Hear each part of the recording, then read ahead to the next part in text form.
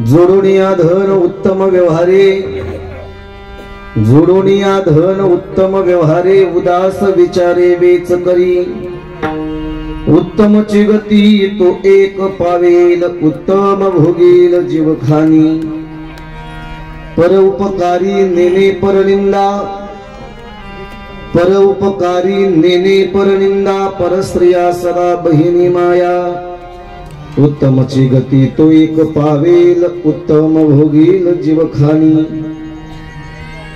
भूतदया गायी पशूंचे पालन, भूतदया गायी पशूंचे पालन, तान्हिल्या जीवन वना माझी, उत्तम चिगती तो एक पावेल, उत्तम भोगील जीवखानी, शांती रूपे नो हे कोणाचा वाईट, वाढवी महत्व वडिलांचे, उत्तम चिगती तो एक पावेल, उत्तम भोगील जीवखानी, तुका म्हणे हेची आश्रमाचे फळ, तुका म्हणे हेची आश्रमाचे फळ, परम पद बळ वैराग्याचे, उत्तमची गती तो एक पावेल, उत्तम भोगील जीवखानी, पांडुरंगा करू प्रथम नमन दुसरे चरणा संतांच्या, त्यांच्या कृपादाने कथेचा विस्तारू बाबाजी सद्गुरु दास तुका, अलंकापुरी रम्य सिंहासनस्थं पदं भोज तेजस्प्रदीप प्रदेशं, विधिंद्रादिदेव हि सदा स्तूयमानं समाधिस्थमूर्तिं भजे ज्ञानदेवं पुण्यो ज्ञानेश्वरा, करुणाकरा दयाळा तुमचा अनुग्रह लाधलो पावलो हलो चराचरी, ओम तत्प्रविश्य मनोवाच मिमं प्रसुप्तां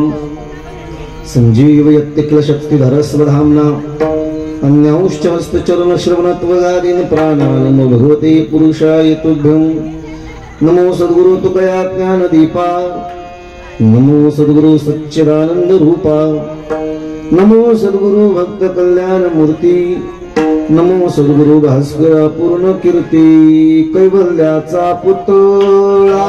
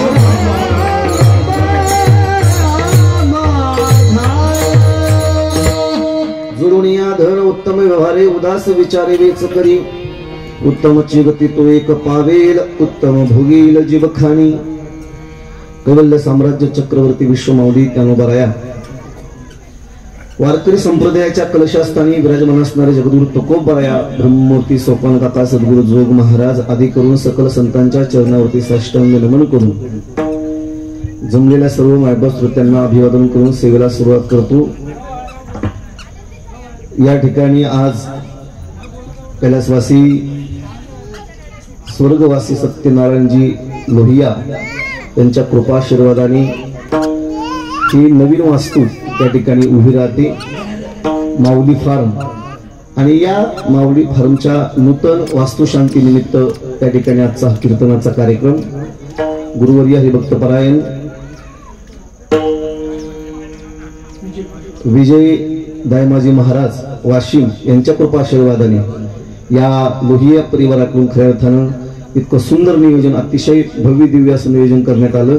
त्या ठिकाणी या वास्तूचे मालक आणि लोहिया परिवाराचे सर्व संदीपजी सत्यनारायणजी लोहिया दादांच्या माध्यमातून खऱ्या अर्थानं ही सेवा, ही संधी आणि ही सेवा करत असताना आमचे हरिभक्तपरायण या पूर्ण कार्यक्रमाचं संयोजन नियोजन करणारे आमचे दत्ताभाऊ असतील, त्याचबरोबर आमचे युवा रत्न सुनील महाराज मानोदकर पाटील असतील आणि या ठिकाणी संगीत विशारद हरिभक्तपरायण लक्ष्मण महाराज मेठे असतील, श्रीराम महाराज चव्हाण असतील, आमचे योगेश महाराज खनगोडे पाटील असतील, मृदुंगाच्या साथीसाठी रवी महाराज पाटील असतील, आमचे धानोऱ्याचे दादा या ठिकाणी उपस्थित आहेत. आपण सर्वच जण या नूतन वास्तुशांती निमित्त आपण सर्वच जण या ठिकाणी कीर्तन सेवेसाठी जमलेला असताना आजची अशी सुंदर अशी साऊंड सिस्टम ज्यांची आमचे खंडूजी कांबळे ते सुद्धा या ठिकाणी उपस्थित आहेत. सर्वांच्या उपस्थितीमध्ये सुंदर आणि देखील असा कार्यक्रम या ठिकाणी संपन्न होत असताना अभंग जगद्गुरु तुकोबा यांचा घेतलेला आहे. विढाला विढाला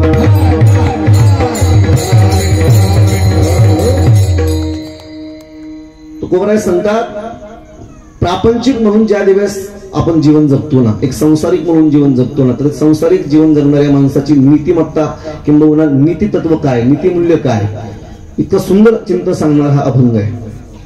खऱ्या अर्थानं जोडोनिया धन उत्तम व्यवहारे, उत्तम व्यवहाराने पैसा मिळवायला सांगितला आणि तो चांगल्या ठिकाणी खर्च करायला सांगितला. तुकोबराय सांगतात हीच खरी जगाची नीती आहे. जोडोनिया धन उत्तम व्यवहारे, उदास विचारे वेच करी.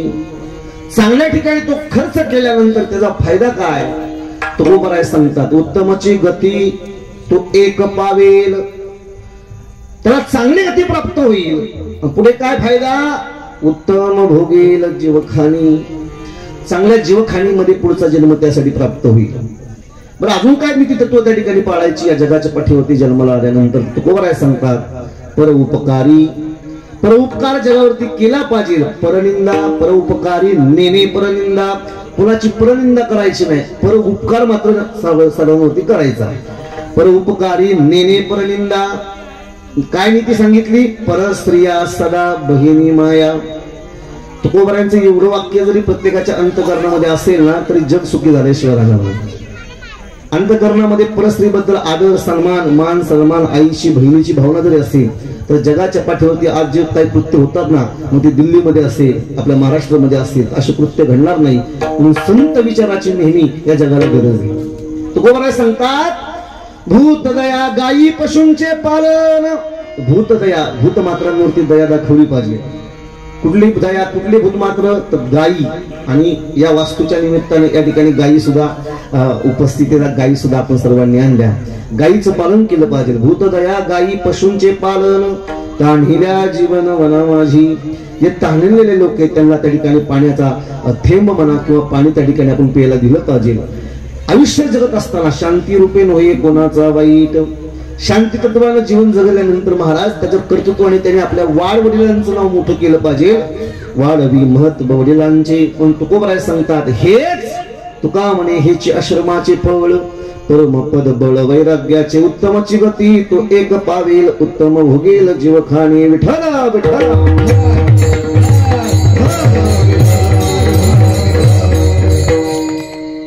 खऱ्या अर्थानं ही नूतन वास्तू आहे. भगवान परमात्म्याने ज्यावेळेस आपल्याला जन्माला घातलं ना, ही सृष्टी निर्माण करत असताना या सृष्टीचे भाग आपण या ठिकाणी पाडले गेले. 184 देश, 184 देशामध्ये एक भारत नावाचा देश, भारतामध्ये महाराष्ट्र नावाचं राज्य, महाराष्ट्रामध्ये पुणे जिल्हा, पुणे जिल्ह्यामध्ये खेड तालुका, खेड तालुक्यामध्ये असणारे धानोर, बरोबर, धानोर गाव. या गावामध्ये छोटीशी चालू असणारी ही वास्तुशांती नूतन वास्तू फार्म हाऊस. फार्म हाऊस म्हणजे शेतातलं घर, आपण अलीकडे त्याला म्हणतो शेतातलं घर, त्याला फार्म हाऊस म्हणतात. पण फार्म हाऊस मध्ये दान धर्म गायींचं पालन हे फार कमी ठिकाणी पाहायला मिळतं.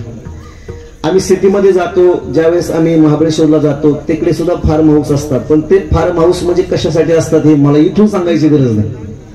फार्म हाऊस केल्यानंतर तिथे गायींचं पालन व्हावं, तिथे दान धर्म व्हावा, तिथे कुठेतरी भगवंताचं नामस्मरण घडावं. आणि एक सांगू, सुरुवात चांगली झाली ना, सुरुवात फार्म हाऊसची जर कीर्तन किंवा नामस्मरणातून झाली ना, तर त्याचा शेवटही चांगला होत असतो. विठाला विठाला सांगतात आपण नवीन वस्तू बांधावी. आता माणसाच्या मूलभूत गरजा जर काय असतील ना, तर माणसाच्या मूलभूत गरजा 3 आहेत: अन्न, वस्त्र आणि निवारा. बरोबर ना? अन्न, वस्त्र, निवारा, मोबाईल आणि मोबाईलचा चार्जर, या माणसाच्या मूलभूत गरजा आहेत सध्या तरी. अन्न, वस्त्र, निवारा, मोबाईल, मोबाईलचा चार्जर, हे 5 गोष्टी सोडून माणसाला काही आवडत नाही, लक्षात ठेवा. पण एक सांगतो ऐका, अन्न मान धन हे तो प्रारब्धा आधी. अन्न सुद्धा माणसाच्या प्रारब्धाने मिळतं, मान सुद्धा माणसाच्या प्रारब्धाने मिळतो, आणि माणसाला धन सुद्धा माणसाला प्रारब्धाने मिळतं. तुमच्या प्रारब्धामध्ये जर पैसा असेल तर तो पैसा कोणीच घेऊन जाऊ शकत नाहीये, तुम्ही कितीही प्रयत्न करा. पण जर तुमच्या प्रारब्धामध्ये पैसा नसेल तर तुम्ही कितीही प्रयत्न करा, तो त्या ठिकाणी घेऊ शकत नाही, लक्षात ठेवा. माऊलींची एक ओवी, भाग्याच्या आणि भरसे उद्यमाचे मिसे संपत्ती जात अपैसे घर निघे. तुमच्या प्रारब्धामध्ये जर पैसा असेल तर तो तुम्हाला मिळणार आहे. एक वाक्य लक्षात ठेवा, जाता जाता प्रवचन कीर्तन ऐकत असताना काही विचार घरी सोबत घेऊन जायचे असतात, काहीतरी सोबत घेऊन जायचं असतं. मी असंच त्या ठिकाणी सांगितलं, काहीतरी सोबत घेऊन जायचं असतं. त्याने कीर्तनातले विचार घेऊन नाही गेला, तो महाराजांची चप्पलच घेऊन गेला. काहीतरी महाराजांनी सोबत न्यायला सांगितलं, पण काय न्यायचं नाही, महाराजांची चप्पल नाही. महाराजांची चप्पल नेण्यापेक्षा ती चप्पल तुला 4 महिने टिकेल. पण एक जरी विचार तुझ्या अंतःकरणाला भिडला तर ते अंतःकरण जर परिवर्तन झालं तर मरेपर्यंत तो विचार तुला जगण्यासाठी कामी येणार, लक्षात ठेवा. काय विचार आहे? ज्या दिवशी माणूस जन्माला आला, जन्माला आपला हिंदू धर्म फार मोठा आहे. आपल्या हिंदू धर्माचा आदर्श संपूर्ण जगाने घ्यावा असा हा हिंदू धर्म आहे.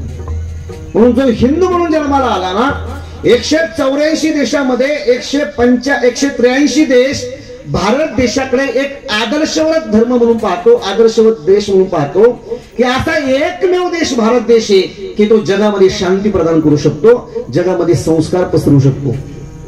एकमेव देश आहे भारत देश. या भारत देशाकडे पाहत असताना या भारत देशाला 4 वेदांची परंपरा आहे, या भारत देशाला 6 शास्त्रांची परंपरा आहे, या भारत देशाला 18 पुराणांची परंपरा आहे, देवांची परंपरा, ऋषी मुनी जपी त्यागी सर्वांची परंपरा या भारत देशाला असल्यामुळे या भारत देशातल्या ऋषी मुनींनी वेदांनी आपल्याला काही संस्कार घालून दिले. पहिला संस्कार सांगितला गर्भधारणेचा. आपल्याकडे आईच्या गर्भामध्ये प्रवेश केल्यापासून जे संस्कार सुरू होतात, शेवटी निजधाम गमनापर्यंत 16 संस्कार त्या व्यक्तीच्या जीवनामध्ये केले जातात. आईच्या गर्भातून बाहेर आल्यानंतर आपल्या हिंदू धर्मामध्ये 5वीच्या दिवशी कशाचं पूजन केलं जातं? ऐश्वर्यरायचं, कोणच? सटवाई देवीचं. सटवाई देवीचं पूजन केलं जातं. सायंकाळच्या वेळी त्या घरातल्या वृद्ध महिला, ज्येष्ठ महिला घरामध्ये सायंकाळच्या वेळी दिवा लावतात आणि त्या दिव्याच्या प्रकाशामध्ये त्या बालकाला, त्या लहान बाळाला ठेवतात. का ठेवतात तुम्हाला माहिती आहे का? विश्वमौलिक नंदोबारायांना विचारा का ठेवतात? जे सटवीची रात्री, त्या रात्री त्या बालकाला त्या दिव्यामध्ये ठेवतात आणि दिव्याच्या प्रकाशामध्ये ठेवल्यानंतर ती सटवाई देवी त्या बालकाचं विधी लिखित लिहून जाते. म्हणजे प्रारब्ध म्हणा, नशीब म्हणा, आपण काय म्हणायचे ते म्हणा. विधी लिखित लिहित असताना त्या दिवशी त्या बालकाच्या 5 गोष्टी लिहिलेल्या असतात. 5वीच्या दिवशी त्या बालकाच्या 5 गोष्टी लिहिलेल्या असतात. पहिली गोष्ट लिहिलेली असते, या बालकाचं आयुष्य किती. 2 नंबरची गोष्ट लिहिलेली असते, या बाळाचं कर्म काय. 3 नंबरची गोष्ट लिहिलेली असते, या बाळ किती शिक्षण म्हणजे किती विद्या कमवणार. आयुष्य, कर्म, विद्या. आणि 4 नंबरची महत्वाची गोष्ट धन. या बालकाच्या आयुष्यात किती पैसा येणार आहे, किती धन येणार आहे. कधी ठरलेले? 5वीच्या दिवशी. आणि 5 नंबरची गोष्ट ठरले आयुष्य, कर्म, विद्या, धन. आणि 5 नंबरची गोष्ट ठरली निधन. हा माणूस कधी मरणार आहे हे कधी ठरलेले 5वीला. मग आयुष्य, कर्म, वित्त, विद्या, निधन या 5 गोष्टी जर 5वीच्या दिवशी ठरलेल्या असतील तो माणूस कुठल्या अहंकारामध्ये जीवन जगत असतो बघा. मानपणासाठी माणूस रात्रंदिवस प्रयत्न करत असतो. अरे लग्नाची पत्रिका छापली तर पत्रिकेवर नाव असेल, जर माईकवाल्याने माईक मध्ये जाऊन पुकारलं नाही तर महाराज ते संघ लोक भांडतात. तुकोबराय सांगतात अन्न मान धन हे तो प्रारब्धाधीन. अन्न मान आणि धन तुमच्या प्रारब्धाने मिळणारे. चाणक्याने एक सूत्र सांगितलं. ते सूत्र असं सांगितलं, प्रथमे नार्जितम विद्या, द्वितीयम नार्जितम धनम, तृतीयम नार्जितम पुण्यम किंवा कीर्ती, चतुर्थम किम करिष्यति. 1 ते 25 वर्षापर्यंत माणसाने विद्या कमवावी, 25 ते 50 पर्यंत माणसाने धन कमवावं, 50 ते 75 पर्यंत माणसाने कीर्ती पुण्य कमवावं. आणि 3ही टप्प्यात एकही कार्य नाही साधलं तर मग चतुर्थम किम करिष्यति. आयुष्य जात आहे,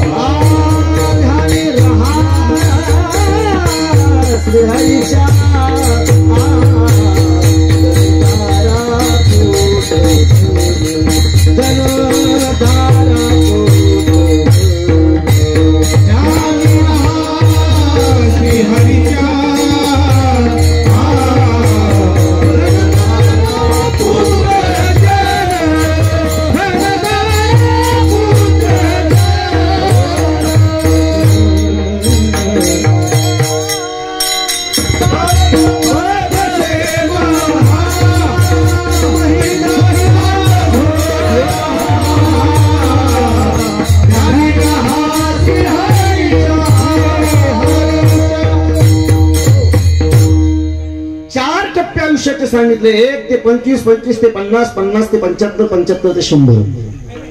1 ते 25 पर्यंत माणसाने विद्या कमवा, 25 ते 50 पर्यंत माणसाने धन कमवा, 50 ते 75 पर्यंत पुण्य किंवा कीर्ती कमवावी. 3 टप्प्यात नाही. चतुर्थम किम करिष्यति.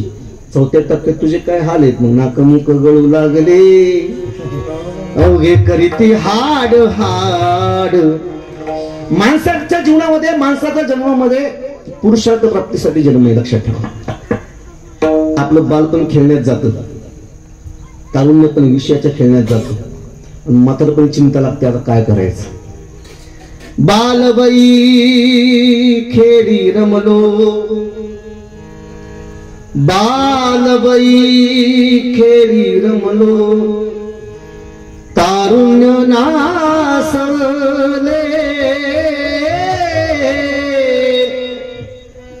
वृद्धपणी देवाता, वृद्धपणी देवाता, दिसे पैल तीर, दिसे पैल तीर. चंद्रभाऊ पांडुरंगा, चंद्रभाऊ पांडुरंगा, मन करा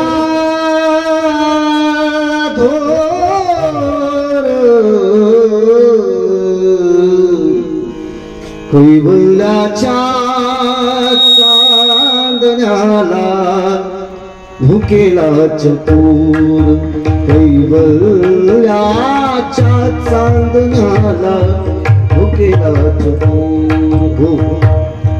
बालपण खेळण्यात जातं, तारुण्यपणे विषयाच्या खेळण्यात जातं, म्हातारपणी चिंता लागते आता काय करायचं. पण एक लक्षात ठेवा, कुठलंही काम करत असताना आजचा जो विषय महत्वाचा आहे. तुकोबराय सांगतात पैसा कमवत असताना चांगल्या व्यवहाराने जर तो पैसा कमवला तर तो चांगल्या प्रकारची गती देत असतो. बघा, पोटासाठी फार काय लागत नाही. गीतभर पोटासाठी, पोटासाठी पहा केवढी आटा आटी, पहा केवढी आटा आटी, कैसे केले देवराया देवराया. पैसा माणसाने कमवला पाहिजे, पण पैसा कमवत असताना शास्त्र आपल्याला सांगतं जर आपल्याला 100 रुपये जर मिळाले असतील तर त्यातले 50 रुपये त्या माणसाने घरी खर्च केले पाहिजे, 25 रुपये त्या माणसाने दान धर्म केला पाहिजे आणि 25 रुपये त्या माणसाने अन्नदान केलं पाहिजे. आपलं शास्त्र सांगतं 100 मध्ये माणसाचं 50 रुपये त्याने घरी त्या ठिकाणी घेऊन गेला पाहिजे, 25% दान धर्म आणि 25% अन्नदान. आता घरी जाऊन विचार करा आपण नेमकं काय काय करतो. या परिवाराच्या वतीने अतिशय कौतुकास्पद या ठिकाणी कार्यक्रम छोटा आहे, पण छोट्या कार्यक्रमामध्ये इतकं सुंदर नियोजन, इतकं सुंदर वास्तू आणि सगळे कला किंवा सगळे गायक वादक इतके सुंदर. एक सांगून जाईल माणसाच्या विको कमी करा, माणसाच्या जीवनामध्ये माणसाला पैसा मिळतो पण तो चांगल्या ठिकाणी खर्च करता आला पाहिजे. हा उदाहरण सांगून जाईल. मी तुम्हाला पहिल्यांदा बोलून गेलो की माणसाच्या जीवनामध्ये पैसा प्रारब्धामध्ये असेल तर तो मिळतोच, मग तो 1 नंबर धंदा करा किंवा 2 नंबर धंदा करा. एक पूर्वीच एक उदाहरण सांगितलं जातं. एक व्यक्ती दुधाचा व्यवसाय करत होता. आता तुमच्या भागामध्ये बरेचसे दूध व्यावसायिक आहेत या धामणगाव पट्ट्यामध्ये. दुधाचा व्यवसाय करण्यासाठी त्याने 20,000 रुपयाची म्हैस घेतली आणि 20,000ची म्हैस घेतल्यानंतर ती म्हैस सकाळी 5 लिटर दूध द्यायची आणि संध्याकाळी 5 लिटर दूध द्यायची. किती दूध झालं सगळं? कीर्तन ऐकताना सगळे तर झोपले. 10 लिटर दूध द्यायची. हा बघा हे पाठीमागून उत्तर 10 लिटर. वा. सकाळी 5 लिटर दूध द्यायची आणि संध्याकाळी 5 लिटर दूध द्यायची. 1 लिटर दूध झालं किती? 10 लिटर. उत्तर देत चला. तुमच्या मी काय केस करणार, टेन्शन घेऊ नका. मला बोलणारी माणसं आवडतात आणि माणसाने बोलत जावं. आमच्या पुरंदर तालुक्यामध्ये 5-5 वर्षाची माणसं मुलंही बोलतात. तुम्हाला काही त्रास नाही ना? मी तुम्हाला आल्यापासून बघतोय, आमचं चालू आहे. तुम्हाला असं तुमचे सगळ्यांचे चेहरे असे टेन्शन असल्यासारखे. तुम्हाला काही टेन्शन आहे का? हा नाही ना? नक्की नाही ना? तुम्हाला नाही, तुमची वास्तू त्यामुळे तुम्हाला आनंद आहे. पण हे बाकीच्यांना टेन्शन आलं. तुम्हाला मला माहिती आहे ह्या बाकीच्या लोकांना का टेन्शन आहे. इतके चेहरे पाडून बसलेत. मला तरी असं वाटतंय यांना एकच टेन्शन असेल की देवाने आम्हाला इतक्या दिवस का जिवंत ठेवलं. असं नाही ना काय? हा फ्रेश चेहरे करून बसा. विठाला विठाला ती म्हैस संध्याकाळी सकाळी 5 लिटर दूध आणि संध्याकाळी 5 लिटर दूध द्यायची. एकूण 10 लिटर दूध द्यायचे. आणि उत्तम गवळी तो असतो. उत्तम म्हणजे नावाचं नाही बरं का. उत्तम म्हणजे नावाचं नाही. उत्तम हा आमच्याकडे एक उत्तम आहे पण त्याचं आडनाव अवघड आहे. तुम्हाला बाबाला कळेल. उत्तम म्हणजे एक वेगळ्या प्रकारचा. उत्तम गवळी तो असतो की तो कोरच्या कोर दूध डेअरीला घालतो. बरोबर ना? असंच करतो ना? उत्तम गवळी तो असतो की तो दूध कोरच्या कोर डेअरीला घालतो. नाही महाराज, उत्तम गवळी तो असतो की 10 लिटरला 10 लिटर पाणी खपवतो आणि मग डेअरीला घालतो. बरेचसे माणसं आहेत ना. अहो 10 लिटरला 10 लिटर पाणी खपवणारी सुद्धा माणसं आहेत आपल्या या महाराष्ट्रामध्ये. गवळी येतात 10 लिटरला 10 लिटर पाणी खपवणारे आणि ते दूध घेऊन सिटीमध्ये गेले, आळंदी सारख्या ठिकाणी गेले आणि ती बाई सांगते काका अहो दूध खूप पातळ येते, चहा रंगत नाही, दुधाला साई येत नाही, चहा गोड लागत नाही, चहा चवदार लागत नाही. तुम्हाला काय करू? म्हैसीने कोरोनाच्या काळात इतकं पाणी पिले ना तेव्हापासून ती पातळ दूध देते. आता खरं आहे का? हा मशीनीत पाणी पिल्यामुळे दूध पातळ देईल का? नाही महाराज. का? याला 2 नंबरचा धंदा करायचा होता. कारण कोरच्या कोर जर 10 लिटर दूध विकलं तर 10 लिटरचेच पैसे येतील. पण 10 लिटर पाणी टाकून खपवलं तर पैसे किती लिटरचे येतील? 20 लिटरची. याने असा एक 10-5 वर्ष व्यवसाय केला. 10-5 वर्ष व्यवसाय केल्यानंतर महाराज काळ्याचं पांढऱ्याचं वाटोळा असा करून 2 नंबरचा व्यवसाय केल्यानंतर ती म्हैस झाली म्हातारी आणि ती म्हैस त्याने बाजाराला विकायला नेली.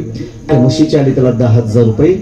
पण ज्याने म्हैस घेतली त्याने 5,000 रुपये असे सुट्टे ठोकळे दिले आणि 5,000 रुपयाच्या नोटा दिल्या. एकूण 10,000 रुपये त्याने ते घेतले. सकाळपासून संध्याकाळीपर्यंत म्हैस पाहत होता. विकायला आणली होती पण ती म्हैस संध्याकाळी 8 वाजता गेली. त्याने असा विचार केला आता तालुक्याच्या गावावरून आपलं गाव कमीत कमी 10 ते 20 किलोमीटर लांब आहे. एवढ्या रात्री पूर्वीचा काळ 10,000 रुपये घेऊन जायचं. जर चोरट्यांनी अडवलं तर आपले पैसे सगळे ती काढून घेतील. एक काम कुरकुर तरी मुक्काम करावं म्हणून चालत चालत चालत एका तळ्याच्या काठाला एक झाड होतं, भलं मोठं झाड. त्या झाडाच्या खोडात जाऊन बसला आणि ते सगळे पैसे एका फडक्यामध्ये गुंडळले आणि एक फडका असणाऱ्या झाडाच्या फांदीला लावून दिलं आणि त्या खोडामध्ये तो रात्रभर झोपला. रात्री वारा आला आणि रात्री वारा आल्यानंतर त्या फडक्याचा एक पदर निसटला आणि जे काही ठोकळे होते का सुट्टी चिल्लर, ती सगळी चिल्लर पाण्यात पडली. सकाळ हा उठून बघतो तर पैसे हलके, पिशवी ते फडकं ते रुमाल हलका लागतोय. काय झालं बघतो तर ह्याच्यामध्ये फक्त नोट आहेत, चिल्लर गेली पुढे. खाली पाहतो त्याला पाण्यात पैसे दिसत होते, ते सगळे पैसे त्याचे 5,000 रुपये पाण्यात पडले. आणि पाण्यात पडल्यानंतर ते पाणी खोल होतं, तळ्याच्या काठाला झाड होतं, तळ्यात सगळे ते पैसे पडले. आणि पैसे पडल्यानंतर महाराज तो हात घालू पाहायला, हात जात नव्हता, पोहता येत नाही. आता काय करावं, 5,000 रुपये पडले पाण्यात. रडला रडला रडला, इतका रडला, सुजला, कोणी येईना, सगळ्यांची वाळ बघितली, शेवटी लाल झाला, सुजला. आणि मग त्याने आपल्या मनाशी मनात विचार केला, म्हणला जाऊ द्या मरू द्या, दुधातला पैसा हातात आला.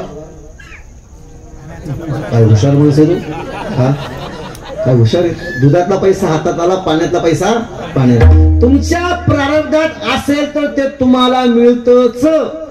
जर तुमच्या प्रारब्धात नसेल तर तुम्ही किती प्रयत्न करा, पाणी घालायचा प्रयत्न करा, नाही तर पाणी ओढून काढायचा प्रयत्न करा, तुमचं प्रारब्ध तुम्हाला जिकडे मिळेल तिकडे तुम्हाला जावंच लागतं.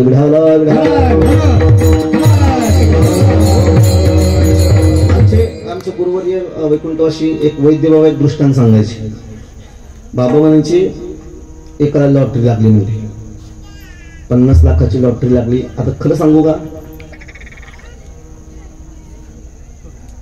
जोपर्यंत माणसाकडे पैसा नाही तेव्हाही टेन्शन असतं पोटाच, आणि माणसाकडे पैसा आला त्यानंतर सुद्धा टेन्शन असतं पोटाच. लक्ष देऊन ऐकलं तर कळेल. जोपर्यंत माणसाकडे पैसा नाही तोपर्यंत पोटाचं टेन्शन असतं, पोटाचं. आणि माणसाकडे पैसा आला की पुन्हा टेन्शन वाढतं पोटाचं, पण ते वाढलेल्या पोटाचं. कळते का बघा, पैसा नसतो तोपर्यंत पोटाचं टेन्शन असतं, पैसा आला की इतका खातो की परत पोट वाढलं की परत त्या पोटाचं टेन्शन सुरू होतं. मग ते सकाळ सकाळ जॉगिंगला जा, सकाळ सकाळ व्यायाम कर. डॉक्टर म्हणतात तुला जगायचं असेल, मरायचं नसेल तर सकाळी 5 किलोमीटर तुला चालावं लागेल. ते सकाळची उठते, हा हा हा. पैसा नसला तरी पोटाचं टेन्शन आहे, पैसा असला तरी पोटाचं टेन्शन आहे. ऐका मला काय सांगायचंय, माणसाकडे पैसा असला तरी टेन्शन आहे. आणि एक सांगतो, 50 लाख रुपये त्या व्यक्तीला लॉटरी लागली. आणि लॉटरी लागल्यानंतर त्याने असा विचार केला, म्हणजे महाराज की 50 लाख रुपये सांभाळण्याची आपली योग्यता नाही किंवा लायकी नाही. का? कारण सोपं नाही महाराज. ज्याच्याकडे जास्त पैसा आहे त्याला विचारा ईडी म्हणजे काय असतं. ईडीने लोक ईडी केली. हा महाराज, इथं पैशाला कोणाची ना कोणाची भीती आहे. मग ती सरकारची भीती असेल, चोरांची भीती असेल, कोणाची ना कोणाची भीती असतेच.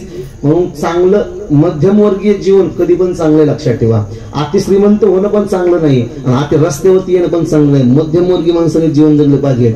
या भारतामध्ये असे फक्त 30% लोक गरीब येतात, 10% लोक श्रीमंत येतात, पण 60% लोक हे मध्यमवर्गीय. ह्यांचा त्रासही कोणाला नाही, ह्यांनाही कोणाचा त्रास नाही.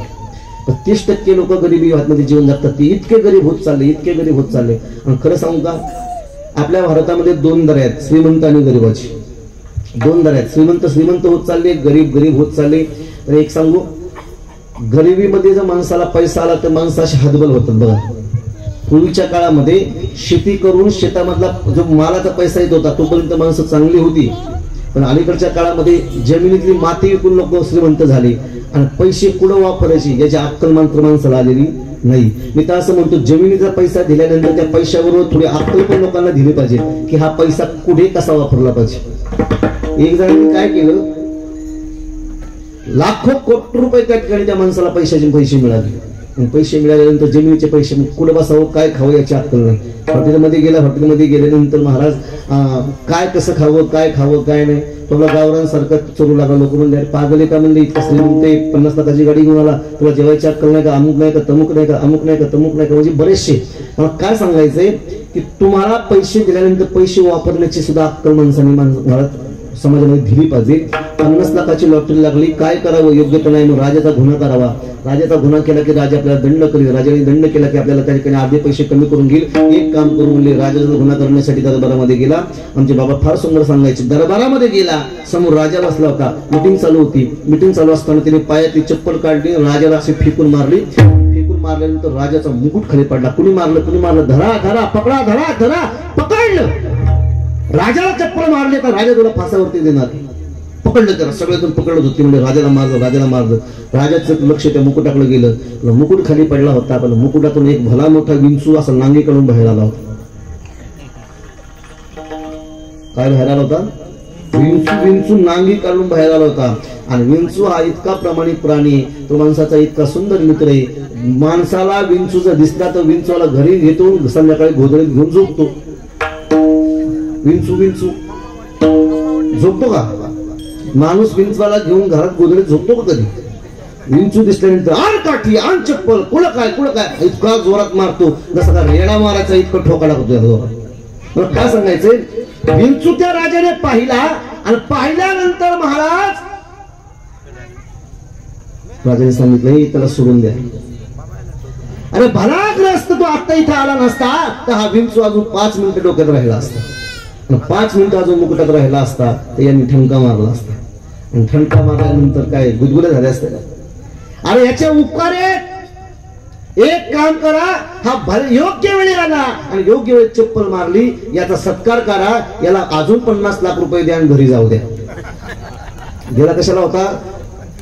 राजा आपल्याला शिक्षा करेल, आपला दंड होईल आणि पैसा घेऊन जातो. म्हणलं बघा करायला गेलो, गणपती झाला मारुती. एक तर पहिलेच 50 लाख सापडलं होईल आणि परत राजाने 50 लाख दिले. काय करावं विचार केला, परत म्हणला काहीतरी शिक्षा करावी. दुसऱ्या वेळी गेला तर त्याची बायको 3ऱ्या मजल्यावरती केस विंचारत होती. सुशिक्षित भाषेमध्ये विंचारत म्हणतात, आपल्या ग्रामीणला विचारत म्हणतात. हा, 3ऱ्या मजल्यावरती केस विंचारत असताना आहे मागं पौड पाहिलं, कोण सेवक नाही काय नाही. 3ऱ्या मजल्यावरून मारा गेला, त्या राजाच्या राणीला कमरेमध्ये लात मारली. ती राणी 3ऱ्या मजल्यावरून खाली धाप दिवशी पडल्यानंतर पाय मोडला, हात मोडला, खुब्यात मोडली. लोकांनी तिला उचलली, कोण पडली? राजाची राणी पडली. कुणी मारलं, कशी पडली, कशी काय पडली, काय कळलं नाही, कुणी बघितलं का नाही, काय कधी कुणी पाहिलं का नाही, कुठे कॅमेरे होते का नाही, कशी पडली, पाय घसरलं का, काय झालं, नक्की चक्कर आली का, काय झालं. हे पळत 3ऱ्या मजल्यावरून खाली आलं आणि त्या समाजासमोर गेलं. राजाच्या बायकोला मी लात मारली म्हणले, मी लात मारली. तो सांगत होता की राजाच्या बायकोला मी लात मारली. तितक्या वेळात 3 मजल्याची बिल्डिंग पत्त्याच्या इमारतीसारखी कोसळली, ढीग झाल्यानंतर राजा आला, माझी बायको पडली, कुणी मारलं, या माणसाने धरा पकडल्यानंतर प्रधानजी म्हणले त्याला पकडू नका. अहो हा भलाग्रस्त योग्य वेळी आला, तुमच्या बायकोला लात मारल्यानंतर ती खाली पडली, खुब्यात मोडली, खुबा दवाखान्यात नेऊन नीट करता येईल. पण पाठीमागं पहा, बिल्डिंगचा मला ढिगारा लागला. जर तुमची बायको या ढिगाऱ्यात सापडली असती तर जाळ्या पण सापडली. याचे उपकार झाले. एक काम करा, याला 25 लाख रुपये अजून द्या आणि घरी जाऊ द्या. तुमच्या प्रारब्धाचा पैसा असेल ना तर तो तुम्हाला मिळतोच. जर तुमच्या प्रारब्धात पैसा नसेल तर किती प्रयत्न करा. म्हणून मला सांगतात ना, धन अन्न मान धन अन्न